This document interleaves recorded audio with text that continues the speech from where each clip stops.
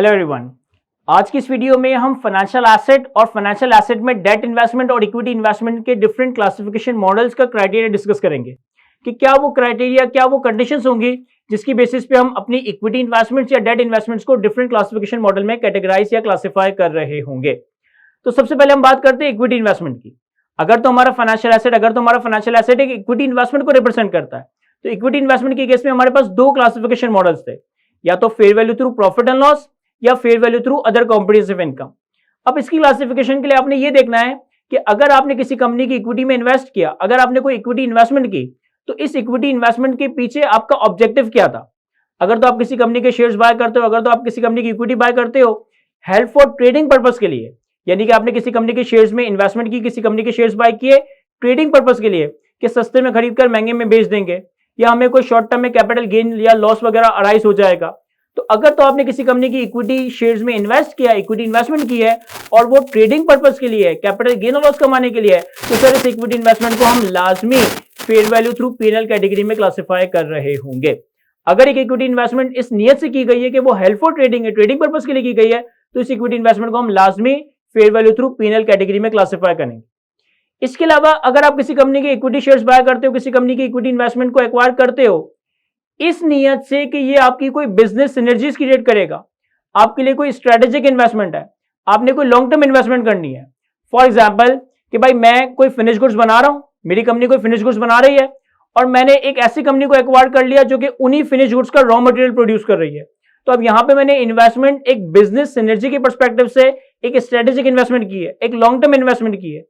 या for example कि आप क्या कहते हैं अपने कॉम्पिटिटर की कंपनी एक्वायर कर लो, अपनी वर्टिकल या हॉरिजॉन्टल इंटीग्रेशन से रिलेटेड बिजनेसेस को एक्वायर कर लो, सिर्फ इस नियत से कि आपके पास बिजनेस एनर्जीज आ रही होंगी, आप बिजनेस स्ट्रेटेजी के पर्सपेक्टिव से या एक लॉन्ग टर्म इन्वेस्टमेंट के पर्सपेक्टिव से कोई इन्वेस्टमेंट कर रहे हो। तो इस केस में स्टैंडर्ड आपको ये ऑप्शन देता है कि आप चाहो तो इस इक्विटी इन्वेस्टमेंट को fair value through PNL category में भी रख सकते हो, आप चाहो तो इस इन्वेस्टमेंट को fair value through OCI category में भी रख सकते हो। लेकिन शर्त यह है कि अगर आपने कोई स्ट्रेटेजिक इन्वेस्टमेंट, अगर आपने कोई लॉन्ग टर्म इन्वेस्टमेंट, अगर आपने कोई बिजनेस सिनर्जीज के लिए कोई इन्वेस्टमेंट की है, कोई इक्विटी इन्वेस्टमेंट की है और आप उसे fair value through OCI category में क्लासिफाई करते हो, तो ये क्लासिफिकेशन एक इररिवोकेबल क्लासिफिकेशन होगी। सर क्या मतलब है इररिवोकेबल क्लासिफिकेशन का? कि वंस आपने अगर अपनी इक्विटी इन्वेस्टमेंट को फेयर वैल्यू थ्रू ओसीआई में क्लासिफाई कर दिया, अब आप इसे सब्सिक्वेंटली आगे जाकर रिक्लासिफाई करके fair value through PNL category में नहीं ला सकोगे। वंस आप अपनी इक्विटी इन्वेस्टमेंट को fair value through OCI category में ले जाते हो, तो अब ये क्लासिफिकेशन एक इररिवोकेबल क्लासिफिकेशन होगी, सब्सिक्वेंटली इसको रिक्लासिफाई करके फेयर वैल्यू थ्रू पीएनएल में हम नहीं ला सकेंगे। तो स्टैंडर्ड कहता है कि अगर आपने कोई स्ट्रेटेजिक इन्वेस्टमेंट की है, अगर आपने कोई लॉन्ग टर्म इन्वेस्टमेंट की है, अगर आपने बिजनेस सिनर्जीज के लिए कोई इन्वेस्टमेंट की है, तो देख लें, चाहे तो fair value through PNL category में क्लासिफाई करते हैं, चाहे तो fair value through OCI category में क्लासिफाई करते हैं।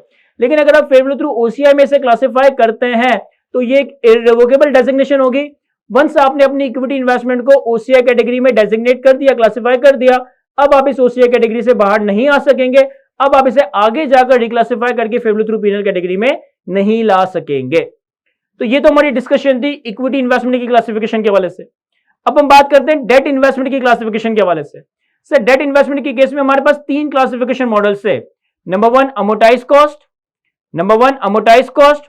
Number two fair value through other comprehensive income, number two fair value through other comprehensive income and number three fair value through profit and loss, fair value through PNL.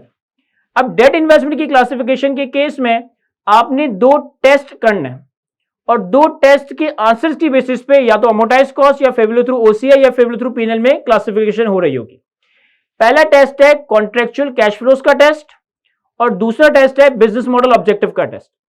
देखें, अगर आपने किसी date investment में investment किया है तो पहला test ये कहता है कि क्या हमारी डेट इन्वेस्टमेंट के कॉन्ट्रेक्चुअल कैश फ्लोज प्रिंसिपल और इंटरेस्ट की पेमेंट को रिफ्लेक्ट करता है।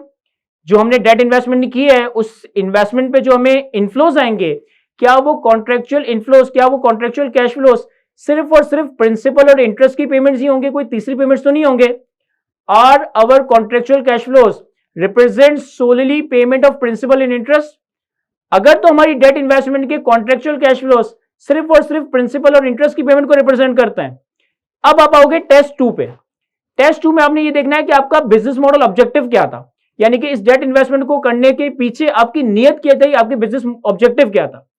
अगर तो हमारी डेट इन्वेस्टमेंट के कॉन्ट्रेक्चुअल कैश फ्लोस प्रिंसिपल और इंटरेस्ट की पेमेंट को रिप्रेजेंट करता है, solely payment of principal and interest है, इसके लिए IFRS 9 एक टर्म इस्तेमाल करता है SPPI। SPPI stands for solely payment of principal and interest. अगर तो आपकी डेट इन्वेस्टमेंट के कॉन्ट्रेक्चुअल कैश फ्लोस SPPI को रिप्रेजेंट करते हैं और आपने इस डेट इन्वेस्टमेंट में इन्वेस्टमेंट सिर्फ और सिर्फ कॉन्ट्रेक्चुअल कैश फ्लोस को ही कलेक्ट करने के लिए की है, सर आप इस डेट इन्वेस्टमेंट को अमोर्टाइज कॉस्ट कैटेगरी में क्लासिफाई कर रहे होंगे। अगर मैं किसी कंपनी का बॉन्ड बाय करता हूं, डिबेंचर बाय करता हूं, TFC बाय करता हूं, पाकिस्तान इन्वेस्टमेंट बॉन्ड या ट्रेजरी बिल्स में इन्वेस्ट करता हूं, इन सारी इन्वेस्टमेंट्स के कॉन्ट्रेक्चुअल कैश फ्लोस प्रिंसिपल और इंटरेस्ट के हैं और मेरी कंपनी का बिजनेस मॉडल ऑब्जेक्टिव यह है कि मैं सिर्फ इन कॉन्ट्रेक्चुअल कैश फ्लो को ही कलेक्ट करूंगा, यानी कि रेगुलर इंटरवल पे इंटरेस्ट के कूपन्स रिसीव कर रहा हूंगा और मैच्योरिटी पे प्रिंसिपल रिपेमेंट हासिल कर रहा हूंगा। इसके अलावा कोई और बिजनेस मॉडल ऑब्जेक्टिव नहीं है, तो इस डेट इन्वेस्टमेंट को मैं अमोर्टाइज कॉस्ट कैटेगरी में क्लासिफाई कर रहा हूंगा। लेकिन अगर एक डेट इन्वेस्टमेंट ऐसी है जिसकी कॉन्ट्रेक्चुअल कैश फ्लोस तो SPPI है, solely payment of principal and interest है, लेकिन आपका बिजनेस मॉडल ऑब्जेक्टिव, आपकी नीयत ये कहती है कि हम इससे कॉन्ट्रेक्चुअल कैश फ्लोस हासिल करेंगे और अगर हमें अच्छी प्राइस मिल गई तो हम इसे मैच्योरिटी से पहले बेच देंगे, हम इसे कॉन्ट्रेक्चुअल कैश फ्लोस हासिल करेंगे और अगर हमें पैसों की जरूरत पड़ गई तो हम इसे बेच भी दे सकते हैं। यानी कि अब हमारा business model objective contractual cash flow को कलेक्ट करने के साथ साथ डेट इन्वेस्टमेंट को सेल आउट कर देना भी है, सेल कर देना भी है। सर अब मैं इस डेट इन्वेस्टमेंट को fair value through OCI category में क्लासिफाई करूंगा। अब मैं इस डेट इन्वेस्टमेंट को fair value through OCI category में क्लासिफाई करूंगा। अगर तो डेट इन्वेस्टमेंट के contractual cash flows SPPI solely payment of principal and interest है और हमारा बिजनेस मॉडल ऑब्जेक्टिव सिर्फ इन कॉन्ट्रेक्चुअल कैश फ्लोस को ही कलेक्ट करना है, या दूसरे अल्फाजों में कहूं तो हमारा बिजनेस मॉडल ऑब्जेक्टिव इस इन्वेस्टमेंट को मैच्योरिटी तक होल्ड करना है। मैच्योरिटी तक होल्ड करने का मतलब है कि आप रेगुलर इंटरवल पे इंटरेस्ट के कूपन्स रिसीव करोगे और जब आपकी इन्वेस्टमेंट मैच्योरिटी पे आ जाएगी तो आप उसकी रिडेम्पशन से इसकी प्रिंसिपल पेमेंट का अमाउंट हासिल करोगे। अगर डेट इन्वेस्टमेंट के कॉन्ट्रेक्चुअल कैश फ्लोस SPPI और business model objective contractual cash flows को हासिल करना या इन्वेस्टमेंट को मैच्योरिटी तक होल्ड करना है, सर आपने इसे अमोर्टाइज कॉस्ट कैटेगरी में क्लासिफाई कर दिया। अगर डेट इन्वेस्टमेंट के कॉन्ट्रेक्चुअल कैश फ्लोस SPPI है, यानी कि solely payment of principal interest है, लेकिन आपका बिजनेस मॉडल ऑब्जेक्टिव ये कहता है कि हम कॉन्ट्रेक्चुअल कैश फ्लो कलेक्ट करेंगे और मैच्योरिटी से पहले बेच भी सकते हैं, अगर पैसों की जरूरत हुई तो बेच देंगे, अगर अच्छी प्राइस मिलेगी मार्केट में तो बेच देंगे। यानी कि अब आपका objective to collect contractual cash flows and to sell the debt investment है। सर इस केस में हम अपनी इन्वेस्टमेंट को, हम अपनी डेट इन्वेस्टमेंट को fair value through OCI category में क्लासिफाई करेंगे। और डेट इन्वेस्टमेंट के केस में जो हमारे पास तीसरी क्लासिफिकेशन थी वो थी fair value through P&L। Debt investment के केस में फेयर वैल्यू थ्रू P&L की क्लासिफिकेशन एक तरह से रेजिडुअल कैटेगरी है, यानी कि अगर कोई डेट इन्वेस्टमेंट अमोर्टाइज कॉस्ट नहीं है, फेयर वैल्यू थ्रू OCI नहीं है, तो आप इसे fair value through P&L category में क्लासिफाई करोगे। फॉर एग्जांपल कि आपने एक ऐसी डेट इन्वेस्टमेंट एक्वायर की जिसके कॉन्ट्रेक्चुअल कैश फ्लोस प्रिंसिपल और इंटरेस्ट के अलावा कोई तीसरे है। फॉर एग्जांपल कि आपने कोई ऐसी डेट इन्वेस्टमेंट एक्वायर की जिसपे आपको रिटर्न, जिसपे आपको इनफ्लोस गोल्ड की प्राइस के बेसिस पे मिल रहा है, डॉलर की प्राइस फ्लक्चुएशन की बेसिस पे मिल रहा है। तो इसका मतलब है अब इस डेट इन्वेस्टमेंट के कॉन्ट्रेक्चुअल कैश फ्लो सिर्फ प्रिंसिपल और इंटरेस्ट के नहीं बल्कि डॉलर से लिंक्ड है या गोल्ड की प्राइस से लिंक्ड है। तो अब कॉन्ट्रेक्चुअल कैश फ्लो वाला ही टेस्ट मीट नहीं हुआ। सर कॉन्ट्रेक्चुअल कैश फ्लो वाला ही टेस्ट मीट नहीं हुआ तो ना ये अमोर्टाइज कॉस्ट है, ना ये फेयर वैल्यू थ्रू OCI है। सर अब हम इसे residual category fair value through P&L में डेजिग्नेट कर रहे होंगे, फेयर वैल्यू थ्रू P&L में क्लासिफाई कर रहे होंगे। ऐसा भी हो सकता है कि आपने कोई डेट इन्वेस्टमेंट की जिसके कॉन्ट्रेक्चुअल कैश फ्लोस SPPI यानी कि solely payment of principal and interest है, लेकिन आपका मॉडल यह है कि हमने ना कॉन्ट्रेक्चुअल कैश फ्लो कलेक्ट करना है ना कॉन्ट्रेक्चुअल कैश फ्लो कलेक्ट करने के बाद बेच देना है, हम इसे शॉर्ट टर्म में ही बेच देंगे, या हमारा कोई तीसरा ही बिजनेस मॉडल ऑब्जेक्टिव है।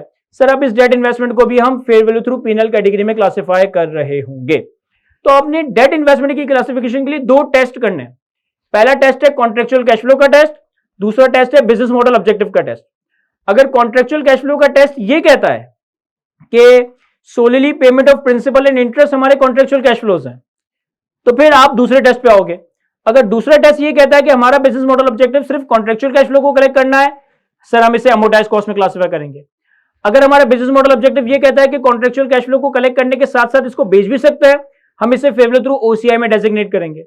और अगर इन दोनों टेस्ट में से किसी एक टेस्ट या दोनों ही टेस्ट का रिजल्ट फेल हो जाए, यानी कि कॉन्ट्रेक्चुअल कैश फ्लोस SPPI के ना हो, कोई तीसरे ही कॉन्ट्रेक्चुअल कैश फ्लोस हो, डॉलर की प्राइस से लिंक्ड, गोल्ड की प्राइस से लिंक्ड या कोई XYZ चीज, या हमारा business model objective contractual cash flow को कलेक्ट करना और कॉन्ट्रेक्चुअल कैश फ्लो को कलेक्ट करने के साथ साथ बेच देने के अलावा कोई तीसरा ही बिजनेस मॉडल हो, सर अब आप अपनी डेट इन्वेस्टमेंट को रेजिडुअल कैटेगरी फेवलो थ्रू पीएनएल में क्लासिफाई कर रहे होंगे। तो आज की इस वीडियो में हमने अपनी फाइनेंशियल एसेट, इक्विटी इन्वेस्टमेंट और डेट इन्वेस्टमेंट के डिफरेंट क्लासिफिकेशन मॉडल्स का क्लासिफिकेशन क्राइटेरिया डिस्कस किया है।